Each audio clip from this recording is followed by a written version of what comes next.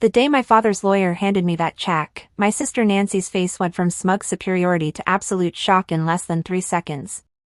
$29 million. That's what my father thought the dumb one was worth. But this story isn't about the money, it's about the 15 years of cruel mockery that led to that moment, and the parent who saw everything but said nothing, until he couldn't speak anymore.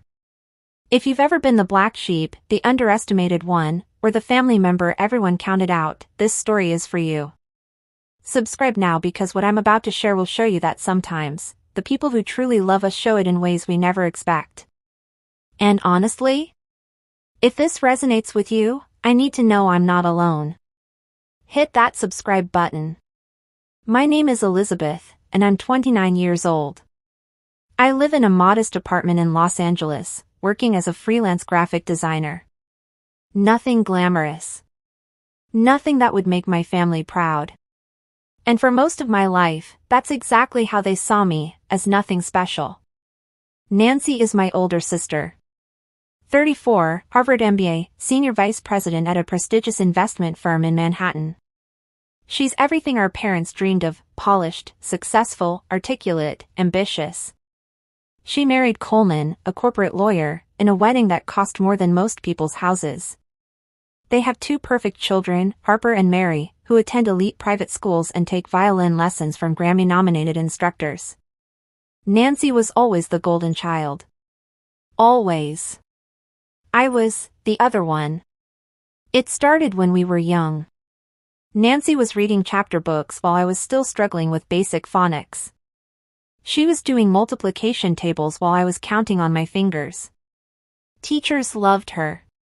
Our parents beamed with pride at every parent-teacher conference, every award ceremony, every academic achievement. My conferences were different. Elizabeth is a sweet girl, but she struggles to keep up. Elizabeth tries hard, but she's just not quite there yet. Elizabeth would benefit from extra tutoring. I wasn't stupid. I knew that. But I learned differently. I was creative, visual, hands-on. I could draw anything I saw. I could fix broken things just by looking at them. I understood colors and compositions and spatial relationships in ways that amazed my art teachers. But none of that mattered in a family that measured worth by GPAs and standardized test scores. Nancy made sure I never forgot my place. "Don't worry, Lizzie," she'd say with that condescending smile. "Not everyone can be smart. Someone has to be the pretty one." Except she didn't even really mean the pretty part. It was just something to say that sounded kind but cut deep. In high school, while Nancy was being recruited by Ivy League schools, I was barely maintaining a B- average. I got into a state school for their art program, a good program, actually, but you'd think I'd announced I was dropping out to join the circus based on the silence at the dinner table. Art school, Nancy had said, emphasizing both words like they were diseases. "Well, that's creative of you, Lizzie. Very creative." Our father, William, had just nodded quietly. He was a man of few words, a self-made real estate developer who'd built a considerable fortune through shrewd investments and an almost supernatural ability to see potential where others saw nothing. He was in his 60s then, his hair already silver, his face weathered by decades of sun and stress. "Elizabeth will find her path," he'd said simply. That was it. No judgment, no comparison. Just a quiet statement of fact. Our mother, Eleanor, had been less diplomatic. "Well, at least Nancy will be able to take care of you when we're gone," she'd said with a tinkling laugh that didn't quite hide her disappointment. That comment became a recurring theme. Nancy, the successful one. Elizabeth, the one who would need taking care of. After college, I moved to Los Angeles with my boyfriend at the time, Andrew. We broke up within a year. He wanted someone more ambitious, someone more driven. Translation: someone more like Nancy. I stayed in LA anyway, found a cheap apartment, and started taking freelance design work wherever I could find it. I did logos for startups that never launched. Websites for small businesses that barely survived their first year. Wedding invitations. Birthday party flyers. Whatever paid the bills. Nancy, meanwhile, skyrocketed up the corporate ladder. Every family gathering became a showcase for her latest achievement. Promoted to director. Headhunted by a bigger firm. Featured in a business magazine's 30 Under 30 list. Bought a brownstone in Brooklyn. Summer house in the Hamptons. And at every single gathering, she made sure everyone knew the score. "Lizzie, are you still doing those little design projects?" she'd ask at Thanksgiving, her tone dripping with false interest. "That's so sweet. It must be nice to not have the pressure of a real corporate job." "Elizabeth, you look tired," she'd say at Christmas. "Freelancing must be so stressful, never knowing where your next paycheck is coming from. If you ever need help, Coleman and I would be happy to." "No, thank you," I'd say, forcing a smile. "I'm doing fine." "Of course you are, sweetie," she'd reply, patting my hand like I was a child. "Of course you are." The worst part wasn't even Nancy's condescension. It was how everyone else went along with it. How our mother would sigh sympathetically when discussing my situation. How aunts and uncles would ask Nancy about her career with genuine interest, then ask me if I was still doing art stuff with barely concealed pity. Family dinners became performances where Nancy starred and I was the cautionary tale. But Dad never participated in it. He'd sit at the head of the table, mostly quiet, occasionally asking me genuine questions about my work.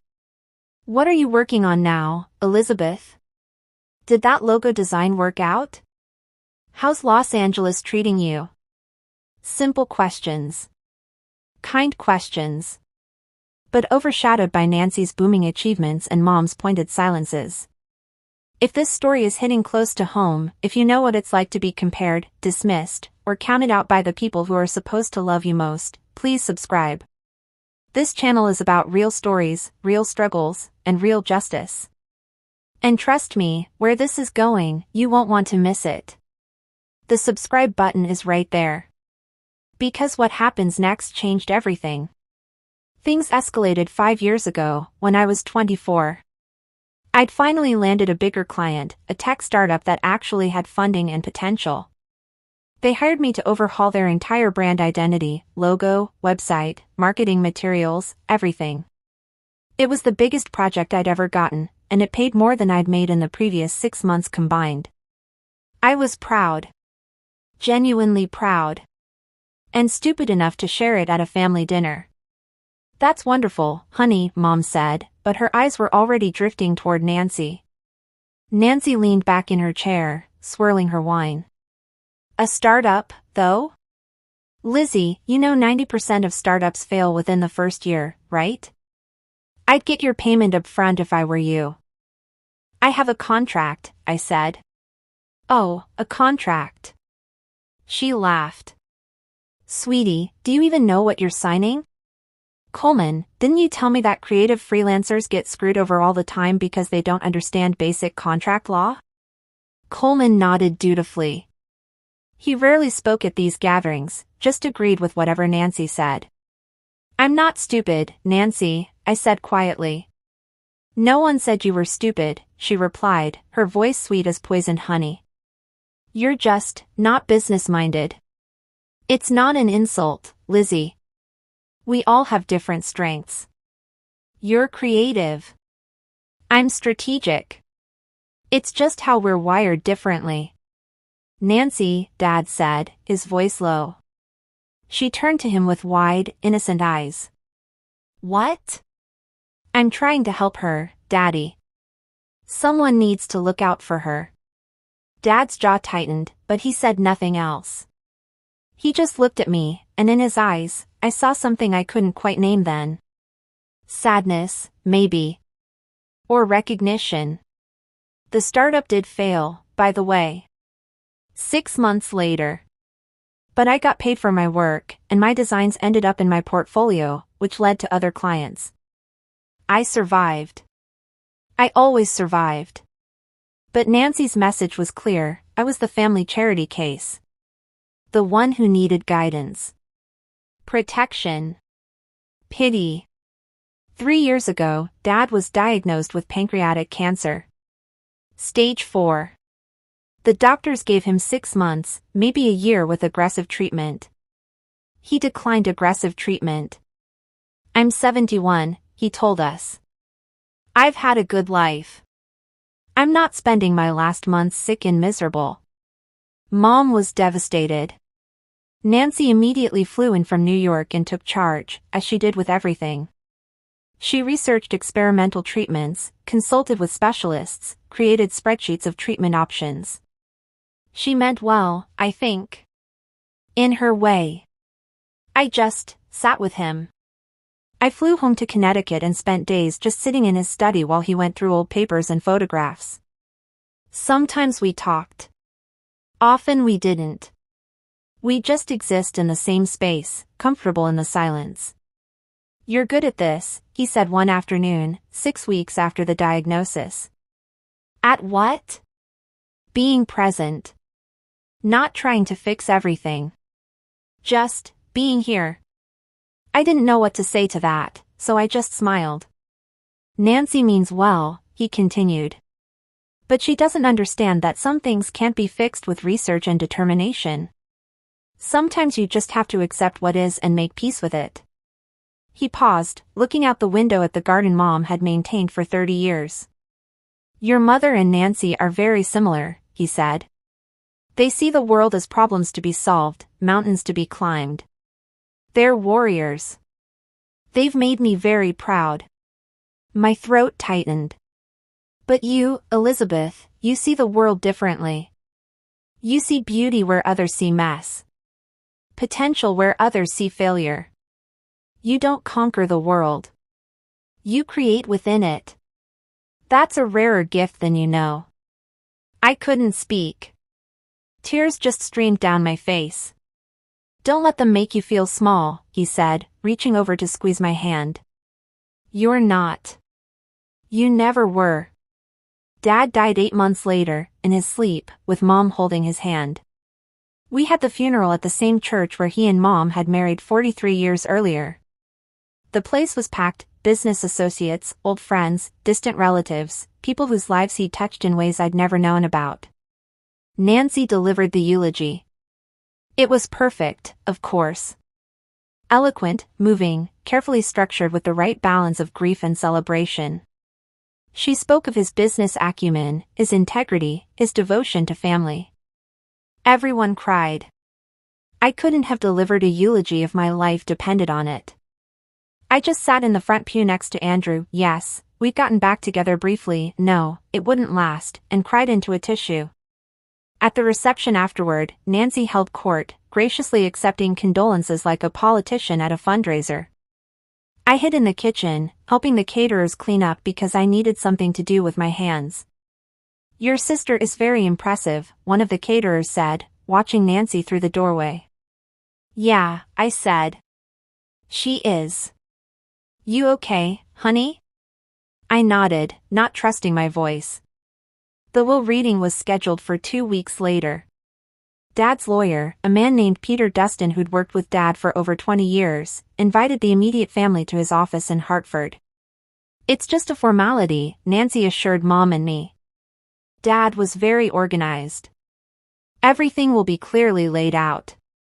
She wasn't wrong. Dad had been meticulous about his estate planning. But none of us, not even Nancy with all her business brilliance, saw what was coming. We gathered in Peter's conference room on a gray Tuesday in March. Mom, Nancy, Coleman, me, and Andrew, who'd come for moral support, though we'd break up for good 3 weeks later. Peter sat at the head of the table, Dad's will in a folder in front of him. He looked somber, professional, but there was something else in his expression when his eyes met mine. Something almost apologetic? Thank you all for coming, he began. William was very clear about his wishes. He updated his will 6 months before his passing, and I can assure you that he was of completely sound mind and body when he did so. Nancy nodded, her hand in Coleman's. She was expecting the bulk of the estate, I knew. The business assets, the properties, the investment portfolios. It made sense. She was the businesswoman, the responsible one. I expected maybe a small trust fund, enough to keep me comfortable. I didn't care. I just wanted it to be over. Peter opened the folder. To my beloved wife, Eleanor, he read, I leave our family home in Connecticut, free and clear, along with a lifetime annuity of $15,000 per month from the family trust. Mom nodded, tears in her eyes. That was generous but expected. To my daughter Nancy, Peter continued, I leave my collection of first edition books, my study furniture, and a one-time bequest of $500,000. The room went silent. Nancy's face froze. I'm sorry, what? $500,000, Peter repeated. Along with the books and furniture. But, the business? The properties? The investment portfolio? Peter's eyes moved to me. To my daughter Elizabeth, I leave the entirety of my business holdings, including Morrison Development Group, all associated properties and assets, my investment portfolio, and all remaining liquid assets. This includes, but is not limited to, the commercial real estate holdings in Connecticut, New York, and California, the residential rental properties throughout New England, and the stock holdings managed by Whitman Investment Group. I couldn't breathe. The room was spinning. What? It was barely a whisper. The current estimated value of these assets, Peter continued, his voice gentle, is approximately $29 million. Nancy shot to her feet. This is insane. This is absolutely insane. There's been a mistake. Elizabeth doesn't know anything about real estate or business management. She's a graphic designer, for God's sake. Nancy, Coleman tried to interject. No. This is clearly a mistake or Dad wasn't in his right mind or. I assure you, Peter said calmly, William was completely lucid. He spent considerable time ensuring his wishes were crystal clear. He pulled out another document. In fact, he left personal letters for each of you. Elizabeth, this is yours. With shaking hands, I took the envelope. It was heavy cream paper, expensive, with my name written in Dad's careful script. Nancy, yours is here as well. He pulled out another document. In fact, he left personal letters for each of you.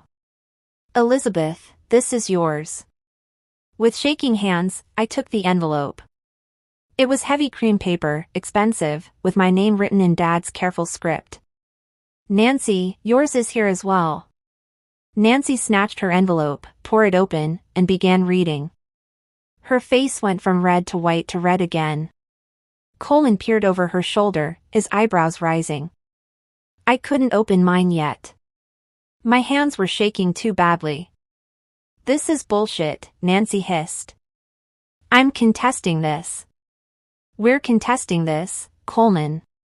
Nancy, I don't think. I said we're contesting it.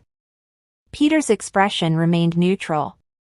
You're certainly within your rights to do so. However, I should mention that William anticipated this possibility. He included a no-contest clause. If anyone challenges the will and loses, which, given the documentation and witnesses we have, they forfeit their entire inheritance. Nancy's lawyer husband went even paler. Nancy, that means. I know what it means. She turned to me, her eyes blazing. Did you know about this? Did you manipulate him? What did you do, cry and play the victim until he felt sorry for you? I didn't, I had no idea. Bullshit. You always played the struggling artist card, always made him feel guilty for not paying enough attention to you. Nancy, that's enough, Mom said quietly, but there was no real force behind it. She looked shell-shocked, confused. Read his letter, Peter suggested calmly. William explained his reasoning quite thoroughly. I waited until I got back to my hotel room to read mine. My hands were still shaking. Andrew had tried to come with me, but I needed to be alone. The letter was 3 pages, handwritten. Dad's script was shakier than usual, he'd written this in his final months, but still legible. My dearest Elizabeth. If you're reading this, I'm gone, and you're probably confused and overwhelmed. I'm sorry to do this to you, but I hope you'll understand my reasoning. For your entire life, you've been underestimated. By your teachers, by your mother, by your sister, and sometimes, I'm ashamed to say, by me. We measured you by standards that were never meant for you, and we called you lacking when you were simply different. I saw it, Elizabeth. I saw every cruel comment, every dismissive look, every time Nancy made you feel small. I saw you shrink yourself to fit into boxes that would never contain you. And I said nothing, because I thought you needed to find your own strength, your own path, without me interfering. I was wrong. I should have defended you more. I should have told Nancy to stop. I should have told you every single day that you were exactly who you were supposed to be. But I did watch you, sweetheart. I watched you struggle and fail and get back up. I watched you create beauty from nothing. I watched you build a life on your own terms, without the family money or name to smooth the path. You did it yourself, Elizabeth. Everything you have, you earned. Nancy is brilliant, and I love her. But everything she accomplished with advantages, the best schools, family connections, financial safety nets. She's never truly struggled. She's never had to build something from nothing. You have. So I'm giving you what I built from nothing. My business, my properties, my life's work. Not because you're better than Nancy. Not as punishment to her. But because I trust you to do something meaningful with it. I trust you to see potential where others see problems. I trust you to create and build rather than just accumulate. This isn't charity, Elizabeth. This is recognition. There's more in this envelope: instructions, contacts, resources. Peter will help you. The business has good people running it, you don't have to do it alone. But it's yours now. What you do with it is up to you. I'm proud of you, sweetheart. I always have been. I'm sorry I didn't say it more often. Build something beautiful. Love always. Dad. I read it 3 times, crying harder each time. Then I found the additional pages he'd mentioned, detailed instructions, contact information for the management team at Morrison Development Group, notes about which properties had potential, which were stable income generators, which should probably be sold. He'd thought of everything. Of course he had. Listen, I know this is a lot. And if you're still here, if you're invested in this story, thank you. But before we get to what happened next, I need you to do me a favor. Subscribe to this channel. Hit that button. Because stories like this, stories about being underestimated and finding your worth, they matter. And if this one matters to you, I need to know. We're almost at the end. Don't leave now. Subscribe, and let's finish this together. The next few months were chaos.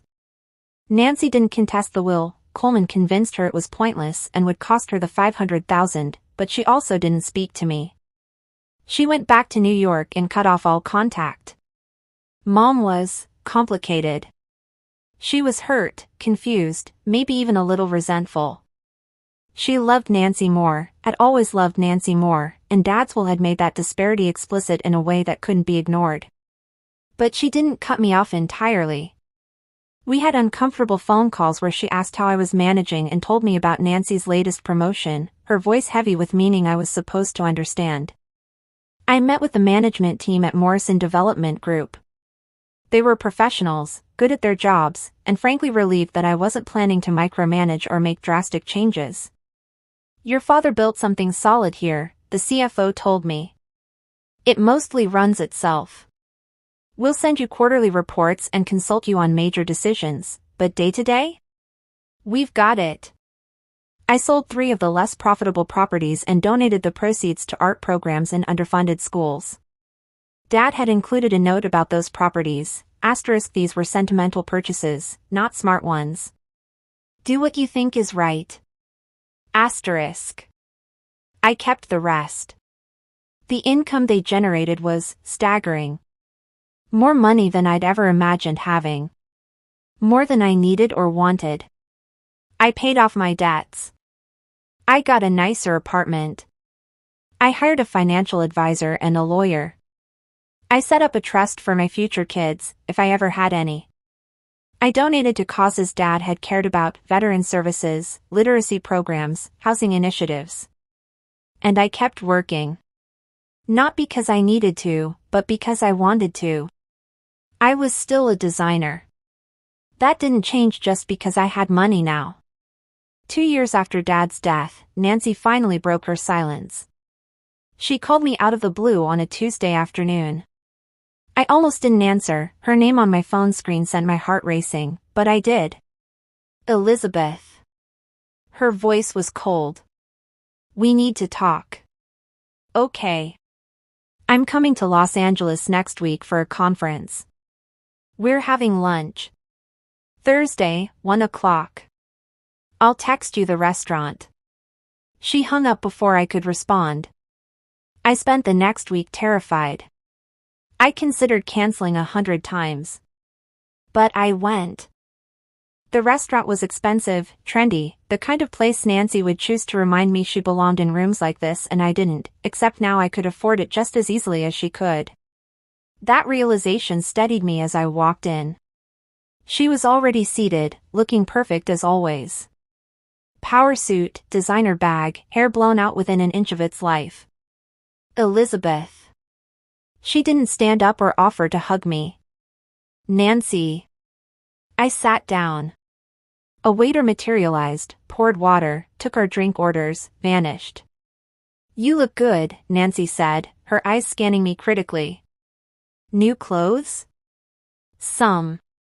I suppose you can afford it now. There it was. The bitterness, sharp as a blade. Nancy, I didn't know. I read his letter, she interrupted. The one he left me. Did you read yours?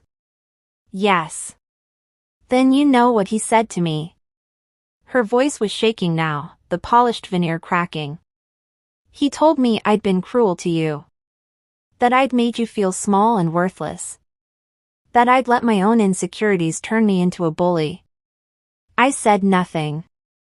What could I say? He said he loved me, but he was disappointed in how I'd treated my own sister. That success without character is just accumulation. That he'd given me every advantage, and I'd used them to punch down instead of lift up. Tears were gathering in her eyes now, though she blinked them back furiously. He gave you everything, Elizabeth. Everything he built. His legacy. And he gave me books. And a lecture about being kinder. Nancy. Do you know what that feels like? Her voice rose, drawing glances from nearby tables.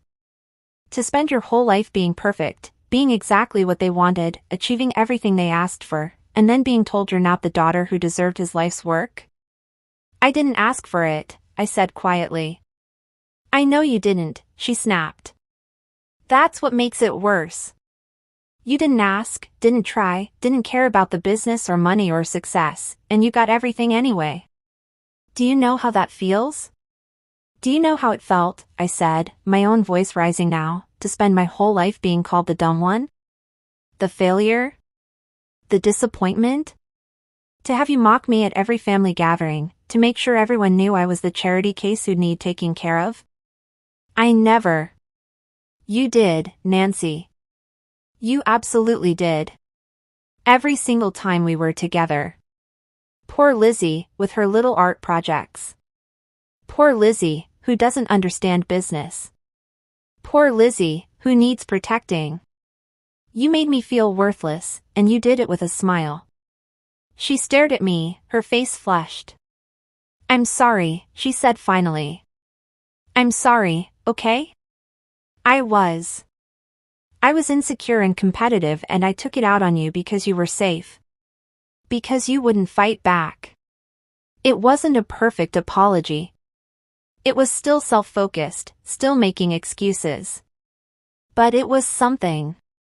I forgive you, I said, and I meant it. Not because she deserved it, but because I deserved peace.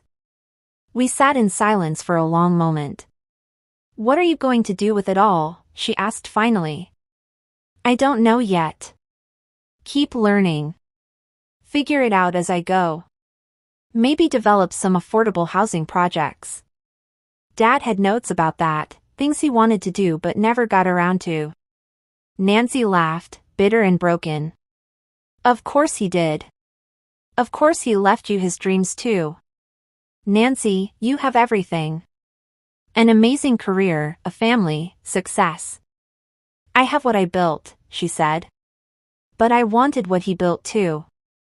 I wanted him to think I was worthy of it." "You are worthy." The will wasn't about worth, Nancy. It was about fit. About what each of us needed. "I needed to be chosen," she whispered. "You were chosen. You were always chosen. By Mom, by everyone.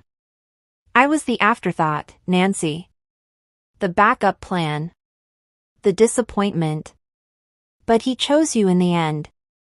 "Yeah," I said. "He did." We finished lunch mostly in silence. When the check came, I paid. Nancy didn't object.